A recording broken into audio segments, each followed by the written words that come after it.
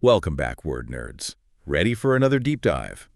Today we are taking a closer look at those tricky, but oh so important, homonyms and homographs. Absolutely. They're words that sound the same but have different meanings. Homonyms, yeah. Or they're spelled the same, Right. but pronounced differently. Exactly. And they have different meanings, too. And those are the homographs. Homographs. Yeah.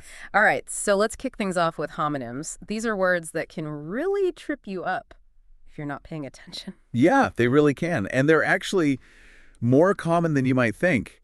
The English language, it's borrowed words from so many different sources over time. Right. And sometimes those words from different places ended up sounding the same, but they kept their original distinct meanings. Okay, that makes sense. So like a fun little vocabulary puzzle. Exactly. Okay, let's tackle some of these tricky pairs. How about bark, the sound a dog makes, and bark, the outer layer of a tree? Yeah, good one. Imagine walking through the woods, you might hear the bark of a dog off in the distance, right? Yes. But then you reach out and touch the rough bark of a tree. Same word, totally different meanings. Exactly. All right, next up we've got fine, as in I'm feeling fine. Okay. But then there's also fine, the money you pay as a penalty. Oh, yeah, like a parking ticket. Exactly. This parking fine is not fine. Exactly. Okay, ready for another one? How about bat, the nocturnal animal? Right. And then bat, the piece of equipment you use in baseball. Oh, that's a classic. Picture a bat flying around at night catching insects. Yeah, And then picture a baseball player hitting a home run with a wooden bat. totally different. Same word, different images. Okay, this is fun. Let's keep going. Kind, meaning caring and compassionate, Right. versus kind, like a type or category. Oh, I like that one. You could say someone is a kind person, Yes. but then you can also ask, what kind of music do you like? Yes. All right, up next, we've got a word with a few different meanings. Okay. Spring, Yes. the season, Uh-huh. a source of water, Or even a coiled metal object. like in a mattress. Think about the vibrant season of spring with flowers blooming. Right. Then you've got a refreshing spring of water bubbling up from the ground. Yeah. And then there's that metal spring that gives your mattress its bounce. 3 totally different springs. All right, let's move on to match. A sporting competition, No. or the little stick you use to light a fire. I see what you mean. You could watch a soccer match on TV. Yes. Or strike a match to light some candles. Again, same word, but totally different situations. Context is everything. Okay, next pair. We've got fly, the verb like to travel through the air. Okay. But then there's also fly, the insect. Oh, yeah. Like, I'm going to fly to Europe next month Yeah. versus that fly is really bugging me. 2 very different types of flying there. Mhm. Okay, getting close to the end here. How about mean? Like to signify or represent something. Okay. But then mean can also describe someone who's unkind.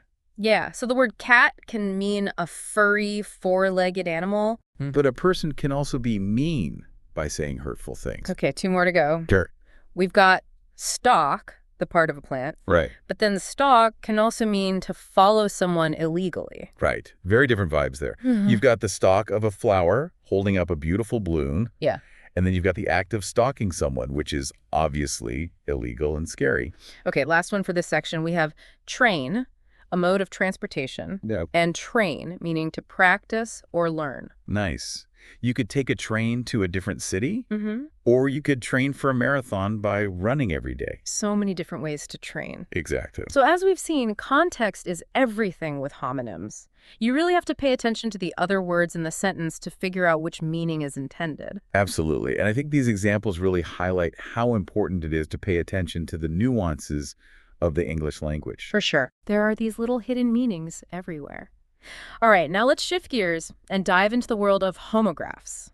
These are the words that are spelled the same, but pronounced differently. And as always, we'll have plenty of examples to help you master these tricky words. Stay tuned. All right, so homographs. These are words that are spelled exactly the same, but have different pronunciations. And those different pronunciations lead to different meanings. Yeah. It's like a secret code within the language. We've got to crack that code. I like that. So let's unlock some of these codes, shall we? Let's do it. First up, desert and desert. Okay, good one. When you think of a dry, sandy desert, you say it with the emphasis on the first syllable, like the Sahara Desert. Right. But if you abandon someone, you desert them. Exactly. And notice how the emphasis shifts to the second syllable. Okay, I see that. So the pronunciation really changes the meaning. It sure does. All right, what's our next pair? How about tear and terror? Oh, good one. So if you're feeling sad, a single tear might roll down your cheek. Right, pronounced with that long E sound, like fear. But if you rip something, you tear it. Exactly. And that tear sounds more like bear, with a short E sound. Fascinating. Okay, ready for more? Bring it on. All right, how about bow and bow? Ah, another tricky one. Think of taking a bow after a performance. Right, that kind of bow rhymes with cow. Exactly. Mm. But if you're talking about a weapon that shoots arrows or even a pretty ribbon tied in your hair, that bow is pronounced with a long O. Like go. Okay, that makes sense. What else do we have? Let's look at row and row. Row, row, row your boat. Haha, well, that row rhymes with go, and it refers to a line of something, like a row of houses. Right, but if you're having a noisy disagreement with someone, you're having a row. And that row rhymes with cow. I'm starting to see the pattern here. Emphasis and vowel sounds can really make a difference. They sure can. Ready for another one? Absolutely. Hit me with it. Okay, how about overlook and overlook? Interesting. So if you miss a detail, you overlook it, and the emphasis is on the second syllable. Exactly. But if you're talking about a scenic spot with a view, you'd say overlook, with the emphasis on the first syllable. Two completely different meanings, just by shifting the emphasis. Okay, I'm ready for another one. All right, wind and wind. The natural movement of air is wind, like a gentle breeze. Right, pronounced with a short I sound like sin. But when you turn or wrap something, like winding a clock or winding yarn into a ball, that wind is pronounced with a long I, like find. You got it. Okay, that's a subtle difference. I can see how that could be confusing. What else do we have? Let's look at wound and wound. Oh, okay. So wound, the past tense of to wind, rhymes with found. Exactly. But a physical injury like a cut or a scrape, that's a wound, pronounced like pound. Wow, the English language is full of these little surprises. It sure is. Okay, a few more left. Let's tackle record and record. So if you're capturing something electronically, like recording a song or a video, the emphasis is on the second syllable. Exactly. But a record, pronounced with the emphasis on the first syllable, can refer to a written document or a vinyl record with music. Like a historical record or a music record. Okay, two more to go. What's next? Let's look at entrance and entrance. So an entrance, like a doorway, has the emphasis on the first syllable. You got it. But if you captivate someone's attention, you entrance them with the emphasis on the second syllable. It's amazing how a simple shift in emphasis can completely change the meaning of a word. I know, right? It's like magic. All right, one last pair to go. Bring it on. Present and present. Okay, so a present, like a gift, has the emphasis on the first syllable. Right, but if you're formally giving something or showing something, you present it with the emphasis on the second syllable. Okay, I think I'm starting to get the hang of this. I think you are. Wow, so homographs, they can be pretty tough, huh? I mean, you really have to pay attention to how you say these words. Right. And the context, right, to understand what's really meant. Yeah, definitely. I mean, even for native English speakers, homographs can be a little bit tricky sometimes, but they add so much depth to the language, don't they? They really do. Yeah. Okay, so let's take a minute to recap what we've covered today.